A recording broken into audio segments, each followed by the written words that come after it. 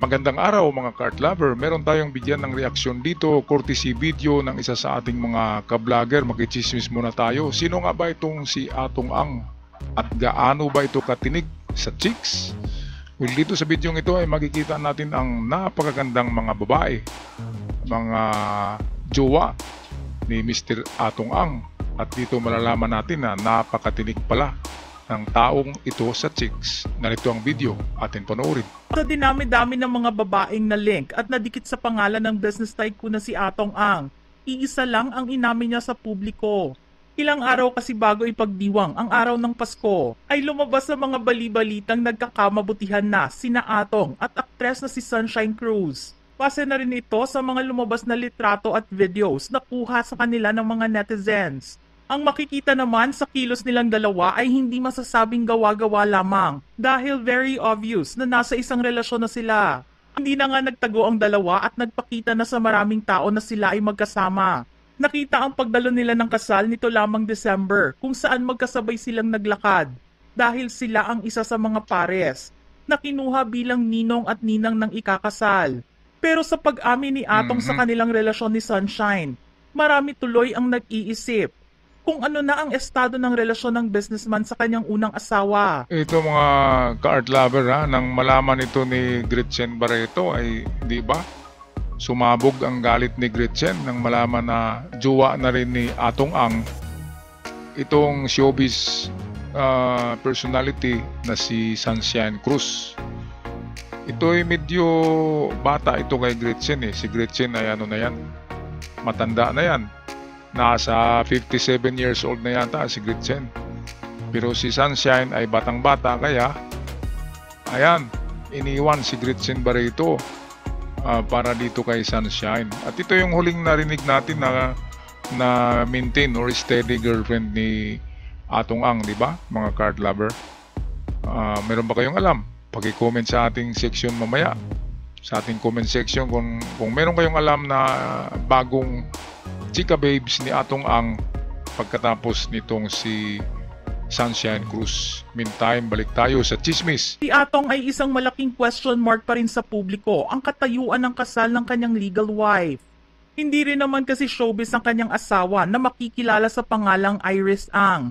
Kung inyong matatandaan, taong 2019 nang sumabog ang balitang nagkaroon ng relasyon si Atong sa pamangkin ni Gretchen na si Nicole. Dito nakita ng publiko sa unang pagkakataon ang mukha ng first wife ni Atong. Ito ang batang-batang girlfriend niya, no? Itong pamangkin ni Gretchen. Ito yung pinakabatang-batang girlfriend ni Atong. Ang pera nga naman, di ba, mga card lover? Mayroon ngang kasabihan na diamond is the best girlfriend. Ang pinakakaibigan daw ng babae at pinakamamahal ay diamond, ibig sabihin pera. Kapag may pera ka ay kusang lalapit ang mga chika babes na yan na mukhang pera. Diba? May kasabihan na ang mga manok ay lumalapit kusa sa palay at hindi palay ang lumalapit sa manok. Napakaswerteng tao sana itong si Atong Ang. Ngayon puro ano ang problema ang ano niya ngayon Ang buhay niya ngayon puro problema. Kasi napakaraming kaso, napakaraming kalaban. Ganyan talaga kapag nakatira ka sa mundo na puro sindikato at involved ka sa sindikato, isang araw ay meron ka talagang matapakan na tao na lalaban. Kaya ito, pinakita lang natin ang masarap na buhay ni Atong Ang noon with a lot of chika babes na napakaganda at mga sikat. Patuloy tayo sa ating chismis. Sama ang kanilang mga anak. Makikita rin sa mga mukha nila na masaya silang magkakasama. Di pa mismo nagsasalita si Atong kung paano nagsimula ang kanilang relasyon. Pero malinaw sa publiko na ang makita lang silang magkasama at hindi na ito'y tinatago ni Atong ay senyales na hindi niya ikinakahiya ang pagkakaroon niya ng mas batang girlfriend. Kahit si Sunshine ay tikom pa rin ang bibig hanggang ngayon. Pero mababakas sa kanyang mukha ang labis na kasiyahan kapag naiispatan silang magkasama ni Atong. Marami naman sa mga netizens ang natuwa nang marinig nila sa unang pagkakataon na magsabi si Atong na may karelasyon siya. Ilang babae na rin kasi ang naling sa kanya pero dininay. Tulad na lang nga noong mapag-usapan ang tungkol sa relasyon nito at sa pamangkin ni Gretchen na si Nicole Ito ang pinakabibot sa lahat, pamangkin ni Gretchen na si Nicole. Si Atong Ang pala ang nagpaaral niyan eh. At pag-graduate niyan ay siyempre nakakontrata yan, palaging kasama daw yan ni Atong Ang sa mga lakad. Graduate na yun ibig sabihin kay Atong Ang muna siya nagtrabaho kasi nga siyempre kapag nagbigayan si Atong Ang ay milyones yan. Hindi yan nagbibigay ng libo-libo lang. Milyones, kaya dumidikit yung mga chika babes. Di ba mga cart lover? Ano sa palagay nyo? Mali ba ako? Siyempre, lumalapit talaga ang manok kapag masarap ang palay. Okay, kaya ayan. Itong si Atong, 70 anyos na pala to eh. Pero kung tingnan natin, parang 50 lang. Parang 50 lang kasi mayaman nga eh. Pero ngayong mga taon na ito, ay napakalaki ng problema niya. Bigla siyang tumanda kasi wala eh. Problema, pagising problema, pagtulog problema. Pag may tatawag sa telepono, problema pa rin. Lahat ngayon ay problema, pagising niya, problema. Yung pera niya ay wala nang nagagawa eh. Hindi na tumatanggap yung mga tao ng pera niya kasi galing sa kasamaan eh. Kaya ito yung nangyayari sa kanya ngayon na instant karma. At nawalan tuloy ng gana sa kanyang mga chicks. At yung mga chicks ay hindi na rin lumalapit kasi may problema nga eh. Hinahabol ng batas. Okay, patuloy tayo dito sa ating chismis, courtesy sa atin ng may-ari ng video ito. At kudos nga pala sa original owner ng video ito. Nagkaroon pa nga ng away sa pagitan ni Gretchen at Nicole. At ang sinasabi ng pamangkin niya ay inagaw ng kanyang tita Gretchen si Atong mula sa kanya. Sumunod naman na nabalita kay Atong ang aktres na si Claudine Barreto. Minsan ding lumabas ang pangalan niya bilang isa sa mga naging girlfriends ng businessman. Pero pinabulaanan muli ito ni Atong. Nilinaw niya ang balita tungkol sa kanila ni Claudine.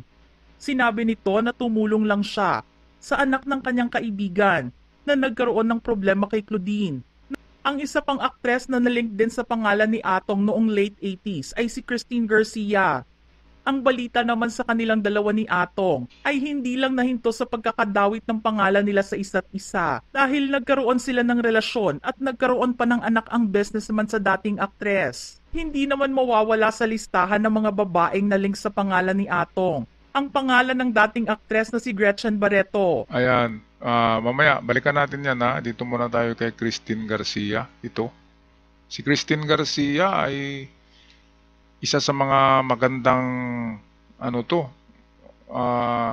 artista noong 1990s, late 80s, papuntang 90s ay napakaraming pelikula nito at napakaganda. Pero ngayon tumaba pala no?